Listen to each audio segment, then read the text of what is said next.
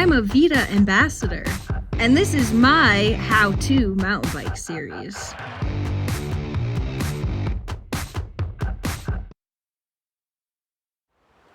Hey everyone, and welcome to the first video of my series, mountain biking. From storage to first ride to crap, I broke my bike. In this video, we will discuss getting your bike out of storage and the 10 things you should be checking right now. So, you've taken your bike out of storage and you're ready to ride. For many people at lower elevations, you've probably been out already, but for someone like me who lives in the mountains, the trails aren't quite ready yet. Go ahead and take a look at your bike. Do you notice anything you didn't before? Is the seat broken? Does the dropper post not work? Is there a crack in the frame? Go ahead and take an overview and see if there's anything wrong that you didn't notice before. If everything looks good, let's go through the 10 things to check on your bike before the first ride. And this is really any time you want to go on a ride. Make sure you can trust your bike before you want to go down that gnarly trail. The first thing I check is the headset, which are these cups that sit inside the head tube, which is the vertical piece on your frame. Inside this are bearings on the top and the bottom, which allow the handlebars to rotate smooth and free. To check this, you'll want to press on your front brake and wiggle your bike back and forth a little bit. You're looking for a nice tight connection with no play or wiggle in the top or the bottom. If there's any play in the headset, this could indicate a possible problem. Next up are the rims. These are the frames that your tires mount to. You'll want to give them a good spin and watch to make sure that they're still and true, and that means that they're not wobbling from side to side. So the best way to check this is to flip your bike upside down and to spin your wheels and look from behind to see if they're wobbling or wiggling really far side to side. If they're doing it a little bit, it's okay, but you want to make sure that it's not significant here. When your bike's upside down, it's also a good idea to look at the rims too to make sure that there's not any dents or damages here. You want to look at the back and the front brake too. Next up are the tires. That's where the rubber meets the single track. Squeeze the sidewalls of the tire and check for firmness. If you don't have a set PSI number you like to ride at, or you don't have a tire pressure gauge, then you want the firmness of your tires to be more like oranges and not apples. You want some squeeze like an orange, but not hard like an apple. Typical pressures are around 20 to 40 PSI. I like to ride mine at 28. That works really well for what I'm riding. Next is to look at the tread on both tires too, and make sure that there's still enough tread.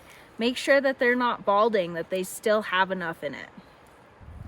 Another thing to check for you tubeless riders is the sealant inside your tires. When your bikes are in hibernation for the whole season, this can sometimes make it dry up. An easy way to check this is to flip your bike upside down and slowly listen for things bouncing and rolling inside your tire. When the sealant dries up, it has a tendency to make little latex balls inside of your tire. If it's bad enough, you'll hear it rolling around in your tire, and that's a good indication that your sealant has dried out and it needs to be replaced. Next, we'll want to move on to the hubs. The hub is the central area of your bike's wheel. Wiggle your wheel from side to side while keeping a close eye on where the axle goes through the hub. Similar to when we check the headset for play, you can use your fingers while moving the wheel back and forth to check for any movement at the hub. Next, give the wheel a spin and make sure it spins freely and it doesn't slow down faster than normal. While we are looking at the hubs, it's also a good idea to make your axles nice and tight. Now let's have a look at the suspension. These are the parts that make bombing through a rock garden feel like riding over a cloud. Start with your forks. You want to look at your stanchions. You want to make sure that there's no scratches or dents in the stanchion. Large scratches can let dirt in and oil out, and that's not good if you want your fork to last.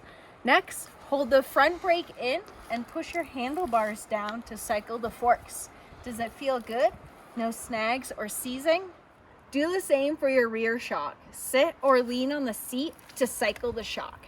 You're looking for a nice smooth action. If everything looks good here, it's a good idea to check your sag before it hits the trail. The drivetrain is another good thing to inspect before hitting the trails. You'll want to have a close look at your chain rings, your derailleur, and your cassette. Have a look at your chain. Is it full of mud or is it rusted? You want your chain to be clean and free of dirt and debris. Same thing with the cassette and the chain rings. Make sure these are clean and undamaged, and inspect the teeth for wear or damage as well. Worn out gears can cause a new chain to stretch and wear faster than normal. Now have a look at the derailleur and check to see if it's still tracking straight. Look at your chain to see if it's lined up with the gears on the cassette. It's always a good idea to run through the gears a few times just to make sure everything is working right. Next up is your cockpit. That is the area closest to you that has the handlebars, the brakes, the shifters, and anything like a dropper post. You want to make sure everything is tight up here and aligned with the way that you like it. The last thing I like to do is put some fresh oil on the chain. So flip your bike over again. I like to use this Finish Line Dry Bike Lube. And what I like to do is I like to start at the quick link, which is right here. This lets me know where I've started. And then I like to put a drop of oil on each link as I go. And that's it. If everything looks all right, you're ready for your first ride. Get out there and be safe. Practice your social distancing, even from the trails, and get amped up for when the time does come when we can all bike together. I want to thank everyone for being here with me today, and make sure to follow VIDA Mountain Bike Series for more tips, tricks, and fun.